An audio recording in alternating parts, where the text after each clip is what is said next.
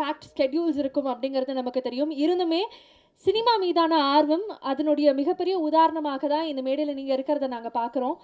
மீண்டும் மறுபடியும் ஒரு பெரிய நன்றி சார் இங்கே வந்ததுக்கு. அண்ட் உங்களுடைய பேச்சை கேட்கறதுக்காக ரொம்ப வியப்போடு பல பேர் காத்துட்ருக்காங்க. அதில் நானும் ஒருவள். நாம் தமிழர் கட்சியினுடைய ஒருங்கிணைப்பாளர் மரியாதைக்குரிய அண்ணன் சீமான் அவர்களை அன்போடு அழைக்கிறோம், படத்தை பற்றி பேசுவதற்காகவும் எங்களை வாழ்த்துறதுக்காகவும்.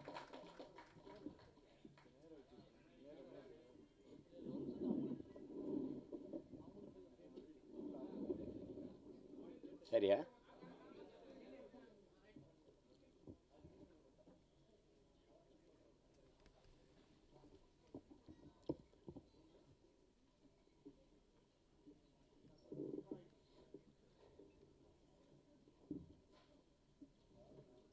பரமசிவன் ஃபாத்திமா திரைப்படத்தினுடைய பாடல் வெளியீட்டு விழாவிற்கு வருகை தந்திருக்கிற அச்சு ஊடக காட்சி ஊடக அன்பு உறவுகள் அனைவருக்கும் மேடையிலே அமர்ந்திருக்கிற பெருமக்கள், கலைஞர்கள், அரங்கை நிறைத்து அமர்ந்திருக்கிற என் அன்பு சொந்தங்கள் அனைவருக்கும் என்னுடைய அன்பும் வணக்கமும்.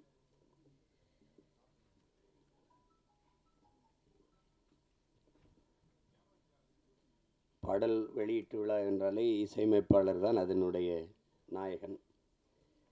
ஒரு சிறு வயது மிக நேர்த்தியாக இசை, அந்த இசையை கேட்கும்போதே ஒரு உற்சாகம் பிறக்குது. நான் என்னுடைய தம்பி கார்வனன்ட்டு கூட சொல்லிட்டு இருந்தேன், ரொம்ப நல்லா இசையமைச்சிருக்கிறார். அது குறிப்பாக அந்த திருமண விழாவில் நடக்கிற வந்திருக்க அந்த பாட்டும் சரி, சிவனடியார்கள் ஆடுகிற அந்த பாடலும் சரி, மிக செறிவாக அந்த பாட்டை தந்திருக்கிறார். அதுக்கப்புறம் கேட்டால் அவர் பின்னணி இசையுமே ரொம்ப திறம்பட செய்திருக்கிறதா சொன்னாங்க. அப்படி ஒரு இளம் வயதில் இவ்வளவு திறமை மிக்க ஒரு இசைக்கலைஞரை பார்ப்பது ரொம்ப வியப்பாகவும் பெருமையாகவும் இருக்குது. தம்பி தீவன் சக்கரவர்த்திக்கு என்னுடைய அன்பும் வாழ்த்துக்களும். பாடலுக்கு மெட்டுக்கு எழுதுவது என்பது ஒரு எவ்வளவு கடினமானது என்பது தெரியும். அதில் என்னுடைய தம்பி ஏகாதேசி ரொம்ப இளம் வயதிலிருந்து நான் அறிவேன், என்னையும் அவன் அறிவான். கம்யூனிச இயக்கங்களில் தமிழ்நாடு முற்போக்கு எழுத்தாளர் சங்கங்கள் நடத்துகிற கலை இரவுகளில் தான் நான் என் தம்பியுடைய ஐக்கோ எல்லாரும் நாங்கள் இணைந்தோம். இணைத்தது ஒரு கொள்கை உறவு, அதை தாண்டி எங்களுக்கு இரத்த உறவு எல்லாம். நம்பி கார்வண்ணன் குறிப்பிட்டது மாதிரி ஏகாதேசி என்றாலே அந்த ஆத்தாவும் சேல அந்த ஆகாயத்தை போல பாடலை யாரும் மறக்க முடியாது. அது இந்த தமிழ்நாடு தாண்டி உலகம் முழுமைக்கும் போய் சேர்ந்த ஒரு உன்னதமான ஒரு காவிய படைப்பு தான் சொல்லணும். தாயினுடைய அன்பை அந்த சேலையை வச்சு அவன் சொல்லியிருக்கிற விதம் அவன் ஆகச்சிறந்த கவிஞன் என்பதை காட்டும். அதுக்கப்புறம் நிறைய திரைப்படத்தில் பாடல்கள் எழுதிட்டான். இந்த படத்தில் பாடல் எழுதியிருப்பது எனக்கு பெருமை, ரொம்ப மகிழ்ச்சி. அது என்னுடைய தம்பி கார்வண்ணன் படத்தில் ஒரு வளர்ந்து வருகிற இளைய இசையமைப்பாளரோடு ஒளிப்பதிவாளர் என் தம்பி துரைமுருகன் தான் அந்த காணொலியை காட்டினார், அந்த முன்னோட்டத்தை. அது எடுத்தோன்னே கேட்டது இது யார் ஒளிப்பதிவுன்னு, ஏன்னா எனக்கு தெரியும் இது அப்படின்னு. அது சுகுமாரனோன்னு அதான் நினச்சேன் அப்படின்னு. அவனுடைய ஒளிப்பதிவு ரொம்ப சாதாரண ஒளிப்பட கலைஞனாக தான் வந்தான். அப்புறம் சேர்ந்து மிக குறுகிய காலத்துக்குள்ளே அதை கற்றுக்கொண்டு தன்னுடைய திறமையை வளர்த்து சிறந்த ஒளிப்பதிவாளர்களில் ஒருவராக தன்னை நிலைநிறுத்திக்கிட்டான். அவனுடைய கும்கி ஆகட்டும், அதுக்கு முன்னாடி வந்த மைனா, 2 படமும் மிகச்சிறப்பாக. கும்கிலாம் ஒளிப்பதிவு அசாத்தியமாக செஞ்சுருப்பான். அது நிறைய ஆற்றலை வெளிப்படுத்தினா. அப்புறம் தம்பி சிவகார்த்திகேயன் நடித்த அந்த மான் கராத்தே அந்த படத்திலேயே அவன் ரொம்ப நல்லாயிருக்கும், ரொம்ப நல்லாயிருக்கும் ஒளிப்பதிவு. இதிலேயே பார்த்துருப்பீங்க, அந்த அதிகாலை அந்த ஒளியை உள்வாங்கி அவன் பதிவு செஞ்ச விதம், அந்த சூரிய ஒளியை உள்வாங்கி பதிவு செஞ்ச விதமெல்லாம் அவ்வளவு அழகாக இருக்கும். அந்த காடுகளில் வயல்வெளிகளில் அவனுடைய கருவி பயணித்து போகிற இது அவ்வளவு தெளிவாக இருக்கும். அது பேசியே தொகுத்து வழங்கியவர்களோட சொன்னாங்க, அவர் சுருக்கமாக பேசிட்டாருன்னு. அவர் தான் மொத்தமாகவே தன்னுடைய ஒளிப்பதிவு கண்களால் பேசிட்டாப்புல. என்னுடைய தம்பி என்பதில் எனக்கு ரொம்ப பெருமை. அவன் தம்பினா சும்மா தம்பி இல்லை, சொந்தமான தம்பி. அவனுடைய அண்ணனும் ஒளிப்பதிவாளர் தான். அவனும் நிழல் பட கலைஞனாக, ஒளிப்பட கலைஞனாக வந்து திரைப்பி மிகப்பெரிய ஒளிப்பதிவாளராக வந்து பல படங்களை செஞ்சு என் தம்பி ஜீவனுடைய தம்பி தான் என் தம்பி சுகுமார் அவர்கள். அப்போ இதில் நடித்திருக்கிற கலைஞர்கள் என்னுடைய அண்ணன் மனோஜ்குமார் அவர்கள் மிகச்சிறந்த வெற்றி படங்களை கொடுத்தார். மண்ணுக்குள் வைரம்னா அவரே ஒரு மண்ணுக்குள் வைரம்தான். முதல் படத்தில் அவ்வளோ ஒரு துணிவோடு ஒரு கதையை தொடுவதற்கு ரொம்ப துணிச்சல் வேணும். அதில் அது உங்களுக்கு தெரியும் எங்களுக்கு என்ன உறவு என்னன்ட்டு. ஆனால் அவர் எங்கள் அப்பாவிடமிருந்து வெளியில் வந்து மண்ணுக்குள் வைரம் படத்தை எடுத்து அந்த படத்தில் ரொம்ப சிறப்பாக இருக்கும். படம், உரையாடல், எல்லா கதாபாத்திரங்கள்லாம். முதல் படத்திலே நடிகர் திலத்தை இயக்குறதுன்னா அது சும்மா சாதாரண இல்லை என்ன. ஆமாம், எங்கள் அப்பா என்ன பாடுபடுவார் பசுமல்ல. முதல் மரியாதை எப்படின்னு தெரியாது, நான் தான் அதுக்கு எழுத்தாளர். என்ன சொன்னாலும் எங்கள் அப்பா வந்து உரையாடலை ஏற்றுக்க மாட்டார்ல. 2 பேருக்கு ரொம்ப நேரம் சண்டை நடக்கும். அங்கே நாற்காலியில் எங்கள் ஐயா என்னையே பார்த்துருப்பார். என் மேலே ரொம்ப அன்பு. என்னதாயா பிரச்சனை உனக்கு உங்கள் அப்பனுக்கும் அப்படின்னா, இல்லைங்க நான் என்ன எழுதி கொடுத்தாலும் அதை வேணான்னு கிழிச்சு போட்டுறார், தூர போட்டுறார். என்ன நீ என்ன நினைக்கிற, நான் என்ன பேசணும்னு நினைக்கிறேன், எனக்கிட்ட சொல்லு, நான் டேக்கில் பேசிவிட்டேன். அவள் அது சொல்லிடுவோம். காட்சி நடந்து இது வரவில் இந்த இடத்துல எங்கள் ஐயா எங்கள் அப்பா என்ன பண்ணார், கட் ஓகே அப்படின்ட்டு போயிடுவாப்ல.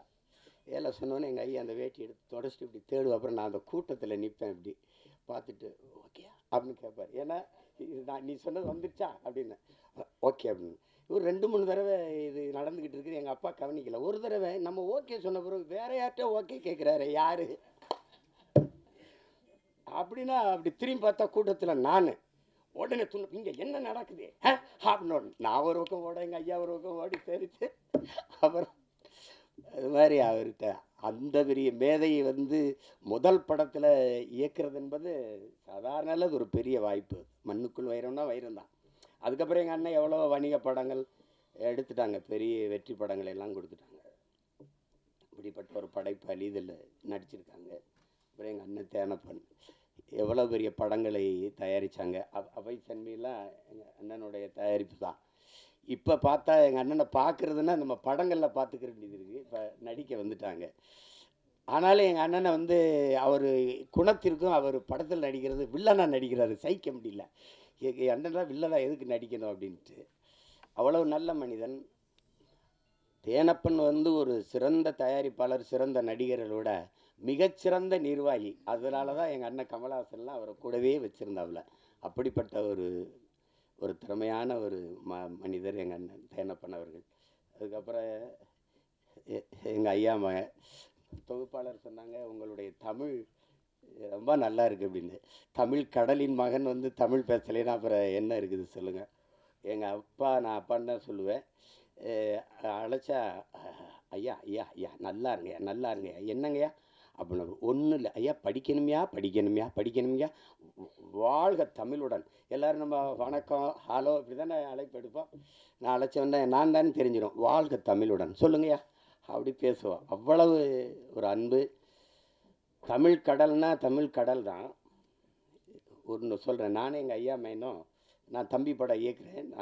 நாங்கள் எல்லாம் ஒன்றா பணி செய்கிறோம். அதில் கவி பேரரசு முத்தமிழ் பேரறிஞர் ஐயா வைரமுத்துக்கிட்ட பாடல் வாங்க போகிறோம் 2 பேரும் இல்லையா ஐயம்மனே. அப்போ இங்கே இருக்குது ட்ரஸ்ட்புரத்தில். அங்கே போய் உட்காந்து பேசிக்கும்போது நான் அறிமுகப்படுத்துகிறேன் ஐயாவோட பையன் அப்படின்னு. உட்காருங்கன்னு பேசிட்டு ஐயா சொன்னது ஞாபகம் இருக்குது வைரமுத்து அவர்கள்.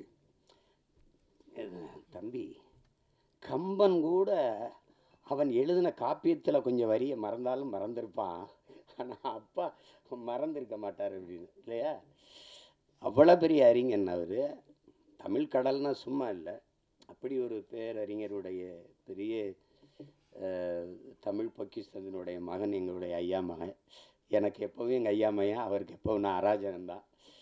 வேறு அதுக்கப்புறம் சொல்லணும்னா எங்கள் அண்ணன் எம்எஸ் பாஸ்கர் இப்போ சொல்லி சிரிச்சுக்கிருந்தான். இவன்லாம் ஏன்டா நடிக்க வந்தான்னு சில பேரை தோணும். எங்கள் அண்ணன் ஏன் இவ்வளோ நாள் நடிக்க வரலைன்னு தோணும். ஒரு பின்னணி கலைஞனாகவே இருந்து திரைமறைவிலே தன் குரலாலேயே பல பேருக்கு நடிப்புக்கு உயிர் ஊட்டிய ஒரு மாபெரும் கலைஞன். ஒரு காலம் அவரை கைவிடாமல் கொண்டாந்து நம்ம முன்னாடி நிறுத்திடுச்சு. எந்த கதாபாத்திரம்னாலும் ஆகச்சிறப்பாக செய்யக்கூடிய ஆற்றல் இன்றைக்கி தமிழ் திரையுலகில் எங்கள் அண்ணனுக்கு தான் இருக்குது. அது பல படங்களை சொல்லலாம். அது சிறிய கதாபாத்திரம் பெருசு அப்படிலாம் கிடையாது, அது ஒரு தவம். இப்போ என் தம்பி சொல்லும்போது சிவாஜி மாதிரின்னு எங்கள் அண்ணன் கூச்சப்பட்டார். நாங்கள் உங்களை சிவாஜின்னு சொல்லலை, அது மாதிரின்னா மாதிரின்னு அப்படின்னா அந்த ஈடுபாடு.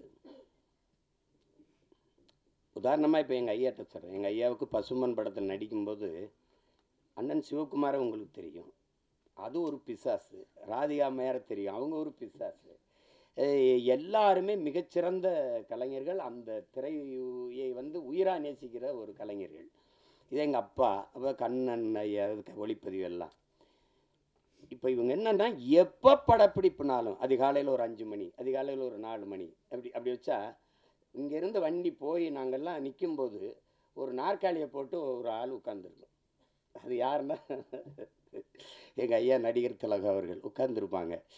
தினம் கூச்சப்படுவாங்க, என்னடா நம்ம இவ்வளவு முன்னாடி வந்தோம், அதுக்கு முன்னாடி வந்து உட்காந்துருக்காரடா அப்படின்னு நினச்சி இவங்க எல்லாம் கூடி பேசுகிறாங்க. நாளைக்கு எப்படியாவது நம்ம சீக்கிரம் அவருக்கு முன்னாடி ஒரு 5 நிமிஷமாக அது முன்னாடி வந்துடணும்ன்ட்டு. புரியுதா உங்களுக்கு? எல்லாரும் பேசி வச்சு வரும்போது அதே மாதிரி முன்னாடி நாற்காலி போட்டு உட்காந்துருக்காப்புல. என்னடே அயோக்கிய பிள்ளைலாம், எனக்கு முன்னாடி நீங்கள் வந்துடுவீங்களா அப்படின்னு. அந்த இதில் இத்தனை படம் நடித்தோம், அந்த ஈடுபாடு, அந்த முனைப்பு, அந்த ஆர்வம், ஒரு துளியும் குறையாத ஒரு மகனை நம்ம பார்க்கவே முடியாது திரையுலகில்.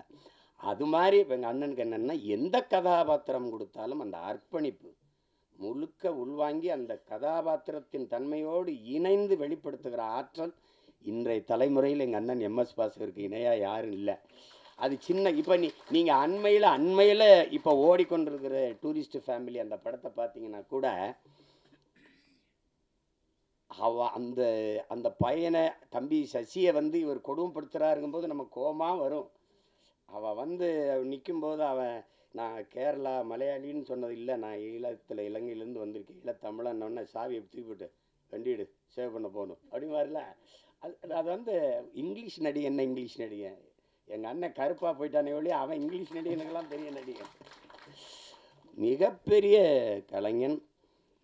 அவனுக்கு ஒரு வரம் வந்துருப்பாருங்க, தாத்தா காமராஜுக்கு குரல் பதிவு கொடுத்த கலைஞர். அது எவ்வளோ பெரிய இது, எப்படி சிலர் வருது இதெல்லாம். இன்னும் எனக்கு நான் ஒரு தாய் வந்து குழந்தையோட வந்து, ஐயா என் புருஷன் இப்படி போலீஸ் பிடிச்சிட்டு போயிடுச்சா, ஏன் பிடிச்சிட்டு போனாங்க, சும்மா பிடிச்சிட்டு போயிருக்க மாட்டாங்களே, இல்லை சாராயம் தானே, பாத்தியா சாராயம் தானே, ஐயா என் குடும்பம் கிடுமா அதுனா சேச்சே போப்போ அதெல்லாம் கொலைகார பையன் கொலை பண்ணால் அவனை மன்னிக்கலாம், ஒரு குடும்பம்தான் போகும், சாராயம் வச்சா தான் ஊரே நாசமாக போயிடும், போப்போ உடனே மன்னிக்க முடியாது அப்படிம்பாரு. அதெல்லாம் அது அந்த அவர் என்ன உடல் மொழியில் நடித்தாரோ அதே அளவுக்கு தன்னுடைய குரல் வளத்தால் குரல் நடிப்பில் போய் பொருத்தி பேசுறதுங்கிறது, குரல் கலைஞர்கள்ங்கிறது சாதாரணம் கிடையாது. அப்படி எண்ணற்ற படங்களுக்கு உயிர் கொடுத்த மகன் இன்னைக்கு திரையில் நம்ம பார்க்குறோம். நானே எங்கள் ஐயா மேனும் பேசிக்கிட்டு இருந்தாலும் ஒரு 15-20 வருஷத்துக்கு முன்னாடி வந்திருக்கக்கூடாதா அப்படின்னு. அது அவ்வளோ பெரிய அற்புதமான ஒரு கலைஞன் எம்எஸ் பாஸ்கரன் தான். அவர் இந்த படத்தில் நடிச்சிருக்கிறார், அது என் தம்பியோட இயக்கத்தில். இப்போ என்கிட்ட கேட்குறாரு, நீ ஏன்டா எனக்கு வாய்ப்பே கொடுக்கல, நான் படம் எடுக்கிற நிலைமையிலையான்னா இருக்கிறேன் எடுத்து. அதுக்கப்புறம் என்னுடைய தம்பி விமல், நாங்கள் அவனை கதாநாயகனாக பார்க்குறதில்ல, எங்கள் குடும்பத்தில் ஒரு இளைய தம்பி அவன்.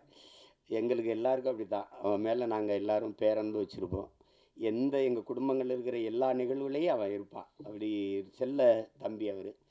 அவனுடைய வெற்றி, அவனுடைய வளர்ச்சியில் எங்களுக்கெல்லாம் பெரும் ஆர்வமும் பெரும் மகிழ்ச்சியும் இருக்குது.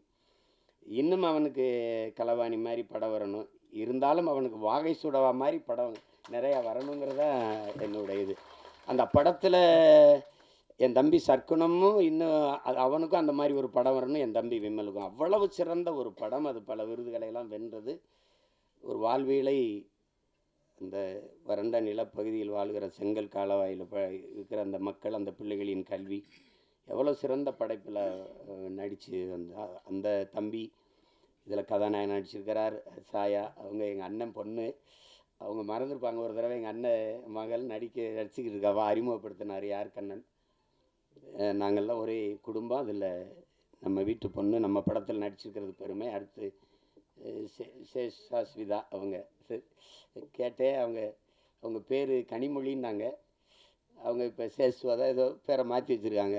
தமிழ் எப்படி அழியுதுன்னு கேட்டிங்கன்னா இப்படி தான், கனிமொழின்னு ஒரு பேரை மாற்றி வைக்கிறது அப்படி தான். என்ன பண்ணுறது, ரெயின்போன்லேயே தமிழில் எழுதுங்கன்னு சொல்கிற நிலமையில் இருந்தால் அதெல்லாம் நம்ம மொழியில் பேர் வச்சுக்கிறது கூச்சப்பட வேண்டியது இல்லை. நீங்கள் நல்ல பேர், அதெல்லாம் உங்கள் பேர் கனிமொழி அவர்கள். அடுத்து என்னுடைய தம்பி குரு சுரேஷ், என் மண்ணுக்காரன், என் மேலே பெரிய பாசம் கொண்டவன். என்ன மனசில் பட்டதை கூச்சமில்லாமல் பேசுவான். அது மற்றவங்களுக்கு வெறுப்பாக இருக்குது. இப்போ என்னையெல்லாம் பார்த்தா சில பேருக்கு அருவறுப்பாக இருக்குது, வெறுப்பாக இருக்குது. என்னத்தையோ பேச்சு கிடக்கிறாப்புல இருந்தால் அப்படின்னு. அது மாதிரி தான் அது அவனுடைய இயல்பு. அவனுக்குள்ளே நல்ல ஒரு மனிதன் இருக்கான், நல்ல மனிதாபிமானம் இருக்குது. இரு உட்காரு. சிவன் கைகட்டி நின்னா சரியா இல்லை, என் பாட்டன் ஆதி பெரும்பாட்டன் கைகட்டுறது சரியா இருக்குது. அதுக்கப்புறம் விஆர் அவர், விமல் அவர், நீங்கள் நல்லா வரணும், நல்ல உடலை நல்லா பேண்டுறீங்க, உங்களுக்கு பாராட்டு. நீங்கள் அதை தொடர்ச்சியாக செய்யுங்க, இன்றில் என்றாவது சரியான வாய்ப்பு வந்துடும். என் தம்பி அருண் விஜய் தெரியுமா, ஒய்எம்சியில் நாங்கள்லாம் பயிற்சி எடுப்போம். அப்போ அவன் நல்லா உடலை வச்சுருப்பான், வாய்ப்பு சரியாக வரலை. நான் சொன்னேன், நீ இதை மட்டும் சரியாக செஞ்சுக்கிட்டே இரு, ஒரு நாள் நீ சரியான இடத்துக்கு வந்து வென்றுவாங்க. அதே மாதிரி அவனுக்கு படம் வந்து அடிச்சிட்டான். தடயம் அந்த படங்கள்லாம் வந்து குற்றம் 23லாம் அடிச்சிட்டான். அதனால் அதை மட்டும் சரியாகுங்க. உங்களுக்கு ஒரு சான்று உட்காருங்க சார். எனக்கு எங்கள் அண்ணன் சரத்குமாரை நான் அண்ணன் தான் கூப்பிடுவேன், நாங்கள் ரொம்ப நெருக்கம். விண்ணூர்தி நிலையத்தில் சந்தித்தோம். இப்போ பொன்னியின் செல்வன் வெளியாயிடுச்சு. வணக்கம் இந்த வயசில் ஐஸ்வர்யா ராய் ஜோடி கேட்குது அப்படி. டே உனக்கு பொறாமேடா. அவர் சார் டே உடலை நல்லா வச்சுக்கிட்டா எந்த வயசுலையும் சாதிக்கலாம்டாங்கடல. அதை தான் எல்லாருக்கும் சொல்கிறேன், நம்பிக்கையோடு இருங்க, சாதிக்கலாம். அப்புறம் எல்லாரையும் சொல்லிட்டேன். தம்பி பூவன் படத்தொகுப்பாளர், அதுக்கப்புறம் அம்மா ஆதிரா அவர்கள், அவங்க எங்கள் ஊர் பொண்ணு, அவங்க பாண்டிச்செல்வி, அவங்கள வந்து இன்றைக்கி பார்த்தாலும் அந்த மருது படத்தில் 2 கையிலையும் கம்பெடுத்து சுற்றுறதா இந்த காட்சி தான் எனக்கு ஞாபகத்துக்கு வருது. ரொம்ப அருமையான பெண்மணி. நமக்கு தமிழ் திரையுலகில் கிடைச்ச ஒரு இயல்பான முகம், இயல்பான நடிப்பை வெளிப்படுத்தக்கூடிய ஒரு திறமையான கலைஞர். அவங்களுக்கு என்னுடைய அன்பும் வாழ்த்துக்களும். எல்லாரையும் சொல்லிட்டேன்னு நினைக்கிறேன். என் தம்பி சுகுமார் இருக்கான், திரையுலகத்தை தாண்டி நடிப்பு இதை தாண்டி என் மேலே அன்பு கொண்ட ஒருத்தன். அவனுக்கு மொழி இனப்பற்று அதிகம். காதல் படத்தில் இருந்தே தம்பி சுகு எனக்கு தெரியும். அப்புறம் மகேந்திரன் சிறந்த கலைஞன், அவனுக்கு வாய்ப்பு சரியாக அமையலை.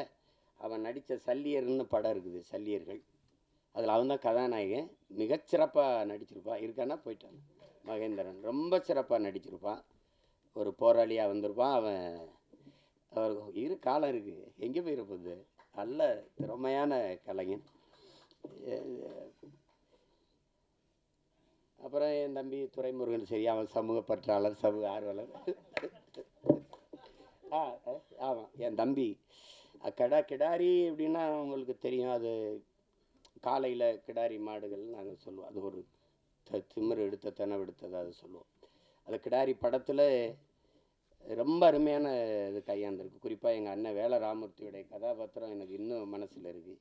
தம்பி பிரசாத் முருகேசன் அவர்கள்.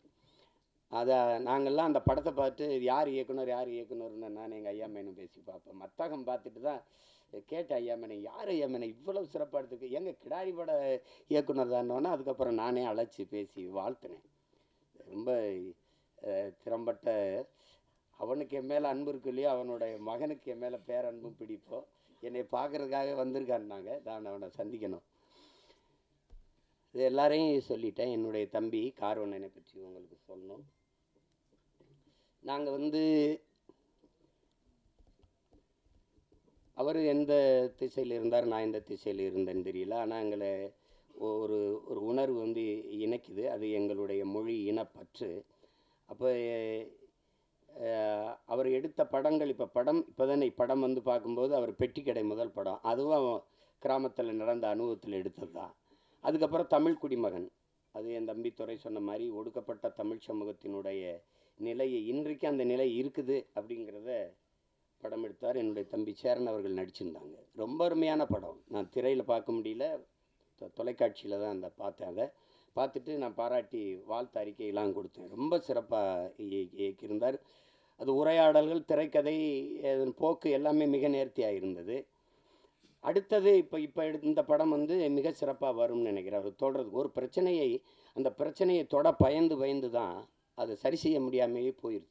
அது ஒரு சமூகத்தில் இருக்கிற பெரிய அவலம் தான். சில இதை பேச மறந்துடும் இல்லையா? மேல்பாதி மங்கலத்தில் கோயிலுக்குள்ளே விடலைன்னா நமக்கு எதுக்கு பிரச்சனைன்னு நினைக்கிறாங்க. அது ஓட்டுக்காக நிற்கிறவன் தான் அதை சிந்திப்பான். நாட்டுக்காக நிற்கிறவன் அதையெல்லாம் சிந்திக்க முடியாது. நீ போட்டா போடு, போடலைன்னா போ, சரி எதுவோ அதுதான். உலகத்தில் என் அன்பு சொந்தங்கள் உங்களுக்கு சொல்லுவேன், உலகத்தில் சாதித்த எல்லோரும், இந்த உலகத்தை இவ்வளவு பெரிய மாறுதலுக்கு கொண்டு வந்த எல்லோரும் தன் மனச்சான்று வழிகாட்டுதன்படி நடந்தவன் தான் இவ்வளவு பெரிய மாறுதலை கொண்டு வந்திருக்கான். நீங்கள் சின்ன சமரசம் செஞ்சாலும் அது சரியாக வராது. வெளியின என்ன சொல்கிறா, நீங்கள் ஒவ்வொருத்தனும் என்ன சொல்கிறான், உலகமே உன்னை இதை செய் என்று சொன்னால் சரியில்லை என்று பட்டால் செய்யாத, உலகமே செய்யாதே என்று சொன்னால் சரி என்று பட்டால் செஞ்சிருந்தான். அதுதான் கோட்பாடு. அதை தான் நம்ம செய்யணும். விவேகானந்தர் நமக்கு என்ன கற்பிக்கிறார்? எதற்காகவும் உண்மையை விட்டு கொடுத்துறாத, ஆனால் உண்மைக்காக நீ எதையும் விட்டு கொடுங்கிறது. இதே வெவ்வேறு வடிவத்தில் ஒவ்வொரு தத்துவ ஞானிகளும் மேதைகளும் சொல்லி வந்திருப்பாங்க. ஆனால் இதே தான் எங்கள் தலைவர் என்ன சொல்றார், நாம் சாகலாம், சாதாரணமானவர்கள், ஆனால் சத்தியம் தோற்றதாக சரித்திரத்தில் செய்தி இல்லை. நாம் சத்தியத்தின் பக்கம் நிற்கிற சத்தியத்தின் மக்கள் நாம் வெல்லுவோங்கிறதுல அது என்கிட்ட தான் சொல்கிறல்ல. அது அந்த மாதிரி நம்ம எதற்கும் நபிகளே என்ன சொல்றாரு, அநீதியை கண்டு அச்சம் இல்லாமல் துணிந்து எதிர்ப்பவன் எவனோ அவனே உண்மையான ஜிகாத்துங்கிறாங்க. அநீதின்னு தெரிஞ்சிருச்சு, அவன் எதிர்க்கணும். சேகுவார் என்ன சொல்றான், உலகத்தில் எங்கெங்க அநியாயம் நடக்குதோ அதை கண்டு நீ பொறுக்க முடியாமல் கோவப்படுவாயானால் நீனும் என் தோழனேங்கிறான். நீனும் என் தோழன் தான். நான் தம்பி படத்தில் இறுதியில் அந்த உரையாடல் அவருடைய கோட்பாடை அதை எடுத்து போட்டிருப்பேன். அப்போ அது அச்சப்பட்டுக்கிட்டே இருந்தால் மேல் பாதியில் குடிக்கிற நீரில் இந்த நூற்றாண்டில் ஒருத்தன் சிங்கத்தை கலக்கிறான்னா அதையும் சகித்துக்கிறது, எல்லாத்தையும் சகித்துக்கிறது. சகித்து தான் ஒரு அடிமை எப்படி பிறக்கிறான்னு நினைக்கிறீங்க? அடிமை எப்படி பிறக்கிறான்? அநீதியை கண்டு எதிர்க்க துணிவில்லாதவன் அதை சகித்துக் கொள்கிறான், தொடர்ந்து சகித்துக் கொள்கிறவன் அடிமையாகிறான். இவ்வளவுதான் அடிமையின் பிறப்பு. அப்படிதான் நம்ம அடிமையாயிட்டோம். எதை உங்களால் ஏற்றுக்க முடியுது? ஊழல் தெரியுது, லஞ்சம் தெரியுது, மணல் அள்ளி விற்கிறான் தெரியுது, சாராங்காய்ச்சி விற்கிறான், கஞ்சா வின்னு கொக்கைன்னு எல்லாம் விற்கிறான் தெரியுது, ஆனாலும் கேட்க முடியாது. இதுதான் இது காரணம் பயம். அதையும் எங்கள் தலைவர், இந்த மரணம் என்ற ஒன்றுக்கு பயப்படுவதாலே இந்த மானுட சமூகம் பல்வேறு துன்ப துயரங்களை தூக்கி சுமக்குதுங்கிறதுல. எதுக்கு பயப்படணும்? நான் உயிரோடு இருக்கிற வரை சாவு என்கிட்ட வராது. நான் சாகும்போது நான் உயிரோடு இருக்க மாட்டேன். மரணம் என்கிட்ட வரும்போது உயிரோடு இருக்க மாட்டேன். எதுக்கு பயப்படணும்? பயப்படுறதுனால ஒருத்தர் நீண்ட நாள் வாழ்ந்துருவானா நம்ம எல்லாம் பயந்துட்டே இருக்கலாம். அர்த்தமற்றது. பயம்ங்கிறது கோழைகளின் தோழன், அது வீரனுக்கு எதிரி. அது எங்களுக்கு அஞ்சுவதும் அடிபணிவதும் தமிழன் பரம்பரைக்கே கிடையாதுன்னு தான் எங்கள் தலைவர் எங்களை வளர்த்துருக்காது. அது கிடையாது. அதில் ஒரு இயக்குனராக நீங்கள் என் தம்பி கார்வண்ணனை பார்க்குறீங்க. அவர் படம் வந்து என் தம்பி துறையெல்லாம் பார்த்துட்டாரு, நான் பார்க்கல.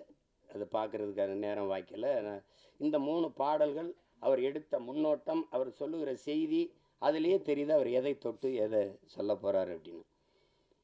இங்கே ஒன்று நீங்கள் கவனிங்க, மதம் மாறிக்கொள்ளக்கூடியது, ஆனால் மொழியும் இனமும் மாறிக்கொள்ள முடியாது. அது அடிப்படையில் நீங்கள் புரிஞ்சுக்கணும். மதத்தையும் தாண்டிய ஒரு புனிதம் இருக்குது, அதுதான் மனிதம். அதை யாரும் இவர்கள் தேடுவதும் இல்லை, போகிறதும் இல்லை. இஸ்லாமியருக்கு ஒன்று உயிர், கிறிஸ்தவனுக்கு ஒரு உயிர், இந்துக்கு ஒரு உயிர் என்று கிடையாது. எல்லா உயிரும் யார் மேலே கீறினாலும் ரத்தம் ஒன்று தான். ஆக மொத்தம் இப்போ நீ நானும் 10 மாதம் தான் நம்ம தாத்தா பட்டுக்கோட்டை பாடினது நிலையில் வச்சுக்கணும். இதுதான் இங்கே இருக்கிற பிரச்சனை. எல்லாருக்கும் எல்லா மதங்களையும் மனிதம் இருக்குது, எல்லா மதங்களையும் சிக்கல் இருக்குது. இதை கடந்து போய் இன்றைக்கி இந்த உலகத்தில் எல்லாரும் மனிதன் கொள்வதற்கு, இத்தனை உயிர் அழிப்பதற்கு எத்தனை விதமான ஆயுதங்களை கண்டுபிடிக்கிறான். ஆனால் அந்த ஆயுதங்களையெல்லாம் வெல்லுகிற ஒரு ஆற்றல் அவன்கிட்ட இருக்குது. அதான் பேரன்பு. அந்த அன்பால் எல்லா ஆயுதங்களையும் வீழ்த்த முடியும். அதுதான் இன்னைக்கு நீங்கள் உலகத்தில் எவன்பாடுனா புதியதொரு உலகம் செய்யும் கெட்ட போரிடும் உலகத்தை வேரோடு சாய்ப்பவன் பண்ணது எந்த ஆத்தன் புரட்சி பாவலன் தான். அவனுடைய பேரனும் பேத்திகளும் கெட்ட போறனால வேரோட சாஞ்சிச்சு ஈழத்தில். அதானே அது சிக்கல். அந்த மாதிரி நேரத்தில் இறுதி போர்க்கட்ட சூழலில் என் தலைவன் இருந்து நான் வந்த பிறகு தொடர்ச்சியாக பேசி சிறைப்படுத்தப்பட்டேன். யாருமே என்கிட்ட நெருங்க பயந்தாங்க. ஓராண்டுகளுக்கு மேலே சிறையிலே இருந்துட்டேன். அப்போ அந்த நேரத்தில் ரொம்ப சோர்வு. அப்போ என்னை தேடி ஒருத்தர் படம் எடுக்கணும்னு வர்றாருல, ஒருத்தர் வரார். வந்தவர் அவர் அதுக்கு முன்னாடி ஒரு படம் எடுத்துருக்காரு. என்னோட படம் எடுக்கணும் வந்தோடனே அந்த மனநிலையில் படம் இருக்கலாம். ஆனால் என்னோட வந்தது அவர் ஆறுதலாக இருந்தது. அப்போ பேசும்போது அது காரணம் அவர் சொன்னார் மாதிரி நான் கத்தி கதறி வெடித்து இந்த தம்பி உதாரணமாக இந்த ஈழப்படுகொலை எப்போ பேசி சிறைப்பட்டவர்கள் அது கவனிச்சிருக்காரு. ஒருத்தர் இப்படி பேசிட்டு இருக்காருன்னா அந்த ஈர்ப்பு அவர் திருநெல்வேலி இருக்காரு, நான் சிவகங்கையில் இருக்கேன். எங்கள் 2 பேரையும் சேருது, ஒரு இடத்துல சேர்க்குது. சேர்த்த பிறகு இந்த படத்துக்கு இந்த இதுக்கு சம்பந்தம் இல்லை, இந்த பாடல்கள் சம்பந்தம் இல்லை. ஆனாலும் நீங்கள் தெரிஞ்சுக்கணும், ஒருத்தருக்கு இந்த பாடல்களுக்கு சம்பந்தம் இருக்குது. விழி மூடி மறைந்தாலும் முத்துக்குமரா, எங்கள் மனதோடு நிறைந்தாயே முத்துக்குமரா, தாய் அன்போடு தனையேந்த முத்துக்குமரா, உன் பெரும் தியாகம் மறவோமே பச்சை தமிழா, நீ விழி மூடி மறைந்தாலும் முத்துக்குமரா, எங்கள் நீ மனதோடு நிறைந்தாயே முத்துக்குமரா,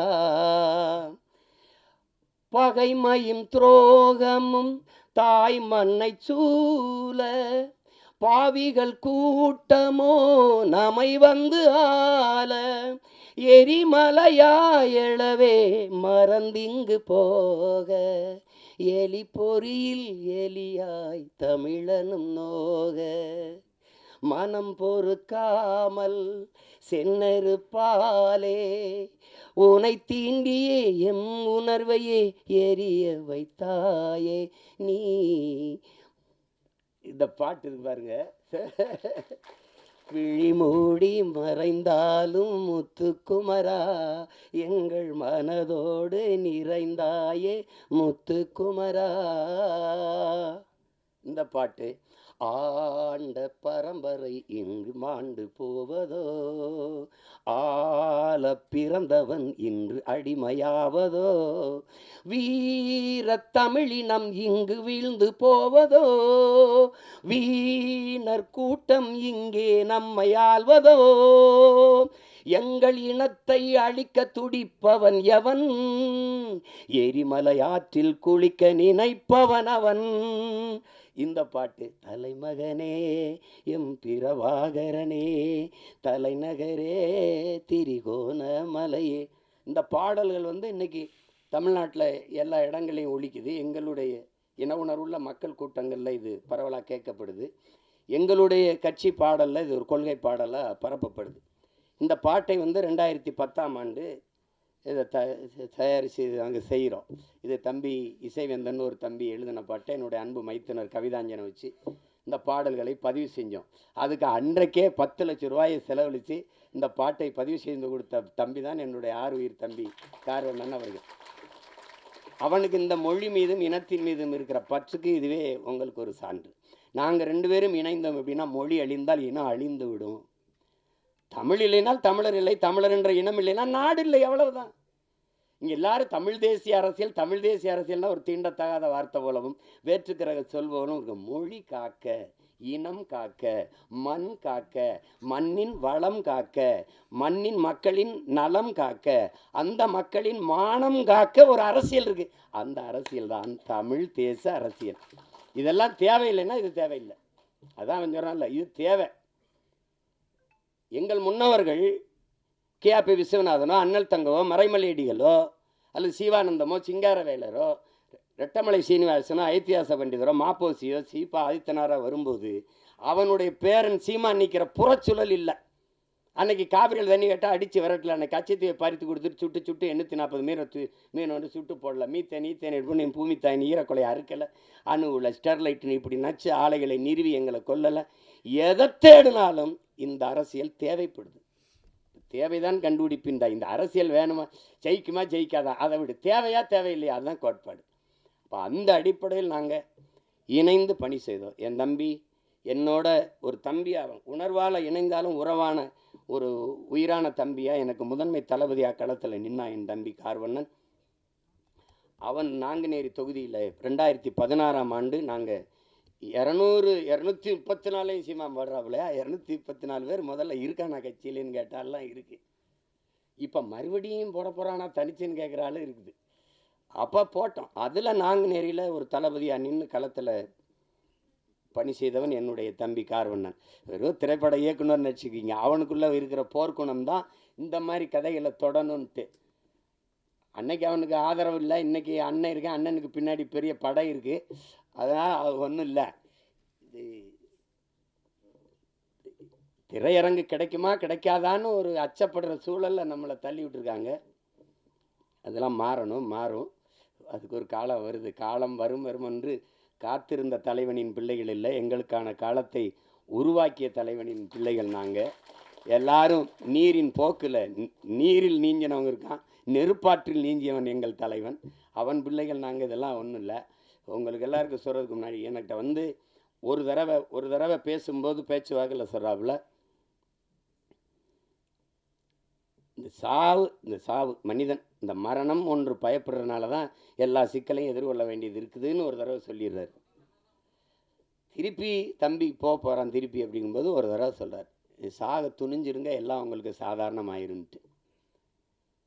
ஏன்னா சாக பயந்தவன் தரித்திரமாகிறான், சாக துணிஞ்சவனே சரித்திரமாகிறான். சான்று சாக்ரட்டிஸ். மரண தண்டனை விதிச்சாச்சு. அது குப்பியில் வந்து விஷத்தை ஊற்றி வச்சாச்சு. 1 மணி நேரம் கழித்து குடிக்கலான்றான். யார்? விஷத்தை ஊற்றினவன். வச்சு கை எடுக்கிறத எடுத்து குடிச்சிடறவில்ல. சாவுக்கு பயப்படல. 1 மணி நேரம் கழித்து குடிக்கலான்றான், உங்களுக்கு அவகாசம் கொடுக்குறவன், எடுத்து குடிச்சிடறவில்ல. அதனால தான் அவன் சரித்திரத்தில் அவனுக்கு இடம். உங்களுக்கு புரியுதுன்னு நினைக்கிறேன். பகத்சிங் வந்து மன்னிப்பு கடிதம் எழுதி கொடுத்தா விட்டுறேங்கிறான் தூக்கு சண்டனையில். ஆளுநருக்கு கடிதம் போகுது, பகத்சிங் அனுப்புகிறான். மன்னிப்பு கடிதம் தான் பகத் கேட்டான்னு நினச்சி பிரிக்கிறாவில். பிரித்தா பைத்தியக்காரா நீ தூக்கில் போட சொல்லியிருக்க, அதை ஏற்க முடியாது. நான் உனக்கு அரசியல் போர் செஞ்சுருக்கேன், அதனால் என்னை துப்பாக்கியில் சுட்டு கொள்ளு, இல்லைன்னா பீரங்கி வச்சு என் நெஞ்சை பிளந்து கொள்ளு, தூக்கில் போடாத. ஏன்னா வந்து அப்படி தான் உங்களுக்கு. அதை படிச்சுட்டு அவனுக்கு வேர்த்திருச்சு, மிரண்டுட்டான். அதனால தான் சரித்திரத்தில் அவனுக்கு இடம். உங்களுக்கு புரியுதுன்னு நினைக்கிறேன். இவன் வந்து நண்பர்கள் சொல்கிறாங்க, பகத் நீ வெளியில் வா, நம்ம வந்து இன்னும் வீரியமாக போராடலாம், ஒரு மன்னிப்பு கடிதம் தானே எழுதி கொடுத்துட்டு வந்துருன்ட்டு. பகத் சொல்கிறான், எல்லாரையும் போல தான் எனக்கும் வாழணும்னு ஆசை இருக்குது, ஆனால் நான் வெளியில் வந்து வீரியமாக போராடுவதை விட இந்த மரண கயிற்றை துணிஞ்சு முத்தமிட்டேன்னா பகத்தை போல வீரமிக்க மக்களை இந்த மண்ணின் விடுதலைக்கு பெற்றுத்தர வேண்டும் என்று எண்ணற்ற தாய்மார்கள் விரும்புவாங்க. அதனால் நான் இந்த தூக்கு கயிறை முத்தமிடுறேன்ட்டு. ஆனாலும் பகத்துக்கு அந்த வீரமிக்க மரணத்தை வெள்ளக்காரன் தர சரியா இல்லை, சம்மதிக்கலை. தூக்குதான்ட்டான். தூக்கில் போடும்போது அவன் கேட்குறான், நீ ஏன்டா அந்த காலத்தை ஏன்டா நீ வந்து துப்பாக்கியில் சுட சொன்ன, ஏன் பீரங்கில் சுட்டு கொள்ள சொன்ன? இல்லை, என் உடலிலிருந்து கடைசி உயிர் துளி பிதுங்கி வெளியேறுகிற வரை என் தாயிலத்தை என் கால்கள் தொட்டுக்கொண்டே இருக்கணும், அதுக்கு தான் நான் என்னை துப்பாக்கியில் சுடுன்னு சொன்னேன்றான். திருப்பி தூக்கில் போடும்போது அந்த கருப்பு அங்கி போட்டு மூடுவான்ல, பிளாக் மாஸ்க்கு, 2 பேர் தான் எடுனவன், ஒன்று பகத்சிங் இன்னொன்று சதாம் ஹுசேன். உங்களுக்கு தெரியும் நினைக்கிறேன். எடுறான்ட்டான் பகத்சிங், அந்த கருப்பு துணியை எடுறான்ட்டான். எடுத்துகிட்டு போட சொன்னேன். ஏன்னா அந்த விழி பிதுங்கி என் உயிர் வெளியில் கசிந்து போகிற கடைசி நொடி வர துளி வர என்னுடைய கண்கள் என் தாய் மண்ணை பார்த்துக்கிட்டே சாகணும்டான்னா. அதனால தான் பகத்சிங் இன்னைக்கு வந்து நம்ம சரித்திரத்தில் இருக்கான். சேகுவேராவை சுடுறதுக்கு எதிரி நிறுத்தும்போது இப்படி குறி வைக்கிறான். அப்படி குறி வைக்கும்போது, டியர் காம்ரேட், நீங்கள் என் நெத்திக்கு குறி வைக்கிறீங்கன்னு நினைக்கிறேன், கொஞ்சம் இடது பக்கமாக வாங்க, இப்போ சுடுங்கன்ட்டான். அதனால தான் சேகுவேராவுக்கு இடம் உங்களுக்கு. அப்போ மரணத்துக்கு பாய்ந்தவெல்லாம் உங்களுக்கு விவேகானந்தர் சொல்கிறார்ல, வரலாற்றில் எப்போதும் வீரர்களுக்கு தான் இடம், அடிமைகளுக்கு இடம் இருந்திருக்கு, ஏன் ஏழைகளுக்கு கூட வரலாற்றில் இடம் இருந்திருக்கு, கோழைகளுக்கு ஒருபோதும் வரலாற்றில் இடம் இருந்தது இல்லை. அதனால் இதுக்கெல்லாம் பயந்தா ஒன்றும் இல்லை. அப்போ அந்த துணிவில் தான் என்னுடைய தம்பி இந்த கருத்தை துணிஞ்சு எடுத்து படத்தில் பதிவு செய்கிறார். அவருக்கு என்னுடைய பாராட்டுக்கள். அவன் என் தம்பிக்கு இருந்த இந்த திரையுலகம் மேலே இருந்த பற்று வெளிப்படுது பாருங்கள். அவனே தயாரித்து, அவனே இயக்கி, அதில் ஒரு கதாபாத்திரத்தில் நடித்து, தொடர்ந்து இது தமிழ் குடிமானும் அவருடைய தயாரிப்பு தான், அவருடைய இயக்கத்தில் இது பண்ணியிருந்தார். இப்போ அந்த முயற்சியை நான் முழுக்க பாராட்டுறேன். என் தம்பி கார்வண்ணனுடைய படைப்பு என்பது என்னுடைய படைப்பு. நானே இயக்கியது போல் ஒரு மகிழ்ச்சி, எனக்கு ஒரு உற்சாகமும் ஒரு பெருமையும் இருக்குது. அந்த படம் உறுதியாக வெல்லும். உலகெங்கும் இருக்கிற என் உயிர் சொந்தங்கள் என் தம்பிக்கு நல்ல ஆதரவு கொடுத்து இந்த படத்தை மாபெரும் வெற்றி படமாக மாற்றணும். அதுதான் அது. ஏன்னா அரிய படங்கள் தவிர்க்கப்பட்டது. ஒரு நல்வாய்ப்பாக இன்றைக்கி உங்களுக்கு அயோத்தி, இந்த டூரிஸ்ட் ஃபேமிலி, இந்த மாதிரி படங்கள்லாம் மக்களால் ஏற்கப்பட்டுருச்சுங்கும்போது மனசு ஒரு நிறைவாக இருக்குது. இப்போ என் தம்பி சூரியோட மாமன் இதெல்லாம் நல்லா ஓடுதுங்கிறாங்க. கேட்டுக்கிருவேன் ஒவ்வொரு தடவை. ஐயா மேன் அது பார்த்தீங்களா, ஐயா மேனை பார்த்தீங்களா, நாங்கள் 2 பேரும் அராஜகம், இந்த மலையாளத்தில் ஒரு படம் வந்திருக்கு, அதில் இருக்கு, ஓடிடியில் பார்த்துருங்க அப்படின்னு. அப்படி அந்த மாதிரி நாங்கள் ஒருத்தருக்கு ஒருத்தர் பரிமாறிக்கிறது. ஏன்னா இவங்கெல்லாம் சொல்கிறாங்க, நீங்கள் வேறு தளத்துக்கு போயிட்டும் இதை நேசின்னு. காதலிச்ச பொண்ணு வேற ஒருத்தனை கல்யாணம் பண்ணிட்டு போனாலும் நல்லா இருக்கணும்னு வாழ்த்துற மாதிரி தான் இது. இது ஒன்றும் செய்ய முடியாது. எங்கள் அண்ணன் என்கிட்ட சொல்லும்போது, திரைக்கலை பேச்சு 2ம் இராணுவத்தின் வலிமை மிக்க 2 பிரிவுகள்ப்பா. ஒன்றை செய்ய ஒன்றையோ கைவிட்டக்கூடாது, நீங்கள் 2ஐயும் செய்யணும்னு. ஒன்றை செய்ய 2ஐயும் செய்யணும்னு தான் நினைக்கிறேன். அதை என் தம்பிக்கே திரையரங்கு கிடைக்காதுன்னு பயப்பட்டான்னா எனக்கு என்ன ஆகும்னு நீங்கள் யோசிச்சுக்கிறணும். அது கடினம். அதனால் படம் எல்லா தம்பிகளும் எடுக்கிறாங்க. படை கட்டத்தான் பெரிய யாரும் இல்லை. அதனால் இந்த வேலையே எனக்கு சரியாக இருக்குது. என் தம்பிகள் அதை செய்யட்டும். ஆனால் இதை பார்த்து ரசித்து வாழ்த்துறது அது என்னுடைய பொறுப்பு. இங்கே என் தம்பி கார்வண்ணன் சொன்னால், நம்மளை நாம் பாராட்டலை யாருன்னா இல்லை, அது சொல்லி சீசர் சொல்கிறான், நீ அடுத்தனை உன்னை எந்திரிச்சு உன் தகுதியை பாராட்டுற வர பொறுத்திருக்காதரா, நீயே எந்திரிச்சு பேரறிவிப்பு செஞ்சிரு, நான் ஆக சிறந்தவன் அப்படின்னு சொல்லிடுன்றான். அதனால் இப்போ எங்கள் அண்ணன் எம்எஸ் பாஸ்கரை நாங்கள் பாராட்டலாம், யார் பாராட்டுவா? இப்போ என் தம்பி கூல் சுரேஷ் அவனே பேசிட்டான். ஆனால் நீங்கள் என்ன நினைக்கிறீங்க, அவனை பைத்தியக்கார மாதிரி பார்க்குறீங்க. இதுதான் பிரச்சனை. எங்கள் அப்பா இங்கே பாருங்கள், எங்கள் அப்பா இங்கே பாருங்கள், பசும்பன் படத்துக்கு பாட்டு இசைக்கிறது முதல்ல ரகுமான் அவர்கள் தான் இசை. அவன் 2 பேரும் வண்டியில் போயிட்டுருக்கேன். எங்கள் அப்பாவே வண்டி விட்டு அதில் சொல்லுக்குள் வார்த்தையை சுருக்கி வைக்கும் சூத்திரதாரி கண்ணனுடைய ஆகாயத்தின் மறுபக்கத்தையும் அவருக்கு பார்க்கறது இப்படி வருது, விருப்பி எழுதி. அப்பா இப்படி நாமளே பாராட்டி பேசிக்கிறது நல்லாவா பாருக்கு? கேட்குறவங்க ஒரு மகனே, நம்மளை நாமே பாராட்டிட்டாதான்டா, வேற எவனும் நம்மளை பாராட்ட மாட்டான்டா. அப்போத்தான் நான் முடிவு பண்ணேன், நீங்கள் ஓடும்போது எவனும் உற்சாகப்படுத்த கைதட்டலாம், நீங்களே கைதட்டிகிட்டே ஓடிட வேண்டியதுதான், வழி கிடையாது. உங்களை நீங்களே உற்சாகப்படுத்திக்கிறணும். இல்லைன்னா யாருமே பாராட்டணும் இந்த சமூகம் முன்னாடி வரவனுக்கு தான் கைதட்டும், 3வது வரவனுக்கு கைதட்டாது. அவன் சொல்கிறான்ல, முன்னாடி வந்தவனுக்கு 1வது வந்தவனுக்கு கைதட்டுற, அவன் வெற்றி கழிப்பிழைப்பா, நீ கைதட்டுறதே அவன் காதில் விழாது. ஆனால் 3வது வந்தவன் முதுகில் தட்டி கொடு, அவன் மரணம் வரைக்கும் உன்னை மறக்க மாட்டாங்கிறான். அதான் முக்கியம். அதனால் நம்ம பிள்ளைகளுக்கு ஒன்று இருக்குது, தோல்விங்கிறது ஒரு பெரியது. தோல்வி தான் வெற்றியின் தாய். தோல்வியே சொல்லுது, என்னையை தொட்டு விட்டு போனவன் தோற்றதாக வரலாற்றில் செய்தி இல்லைன்னு, இல்லையா? எளிதில் வென்றவனின் இதயம் மலரை விட மெல்லிதாக இருக்கும், தோற்று வென்றவனின் இதயம் இரும்பை விட கடினமாக இருக்குன்றான். அதனால் அது ஒரு சிக்கல் இல்லை. இந்த படத்தை பொறுத்த வரைக்கும் அதில் என் தம்பி அவன் சொல்ல வந்த செய்தி, அதை எடுத்துக்கிட்ட செய்திக்கே ஒரு பாராட்டு, அந்த துணிவுக்கு ஒரு பாராட்டு. இல்லைன்னா நீ சீமானின் தம்பியாக இருந்து பயனே கிடையாது. அதனால் உனக்கு பாராட்டு. உலகமெங்கும் இருக்கிற நம் உயிர் சொந்தங்கள் நல்ல திரைப்படத்தை ரசிக்கக்கூடிய, ஏற்று பாராட்டக்கூடிய, கொண்டாடக்கூடிய மக்கள், இங்கே நல்ல திரைப்படங்களை கொண்டு போய் சேர்த்த செய்தியின் தூதுவர்கள் இருக்கிறார்கள். இங்கே ஊடக உறவுகள் எல்லாம் மதிப்புமிக்க பெருமக்கள் எல்லாம் இருக்கிறாங்க. அவர்களுக்கெல்லாம் சிறந்த படத்தை பாராட்டி கொண்டு போய் சேர்க்கணுங்கிற பொறுப்பும் கடமையும் உள்ளவர்கள். உறுதியாக இந்த படத்திற்கு பேராதரவு கொடுப்பார்கள். என்னுடைய தம்பி தன்னுடைய முழு முயற்சியில் அவரே எழுதி இயக்கி தயாரித்து நடித்து தம்பி விமல் அவரோட இளம் கலைஞர்களை எல்லாம் இணைத்து கொண்டு உருவாக்கி இருக்கிற இந்த பரமசிவன் ஃபாத்திமா இந்த படம் மிகப்பெரிய வெற்றியடைய என்னுடைய வாழ்த்துக்கள். அதில் கலை இயக்குனராக பணிபுரிந்த என் தம்பி வீரசமர், ஒளிப்பதிவாளர் என்னுடைய தம்பி சுகுமார், குறிப்பாக இசையமைப்பாளர் தீபன் சக்கரவர்த்தி, என்னுடைய தம்பி கவிஞர் ஏகாதேசி, எல்லோருக்கும் என்னுடைய அன்பும் வாழ்த்துக்களும். என்னுடைய ஆறுயிர் இளவல் என் அன்பு தம்பி இசக்கி கார்வணன் அவர்களுக்கு என்னுடைய உள்ளம் நிறைந்த அன்பும் வாழ்த்துக்களும். படத்தின் வெற்றிக்கு என்னுடைய வாழ்த்துக்கள். உங்கள் அனைவருக்கும் என்னுடைய அன்பும் வணக்கமும். நன்றி. நன்றி. நன்றி சார், தேங்க்யூ ஸோ மச். நீங்கள் எல்லாருமே கிளம்புறதுக்கு முன்னாடி இந்த குழுவோடு நீங்கள் உரையாடணும்னு நினச்சிங்கன்னா, ஏதாவது கேள்விகள் படம் சார்ந்து கேட்குறோன்னு நினச்சிங்கன்னா, ஓகே.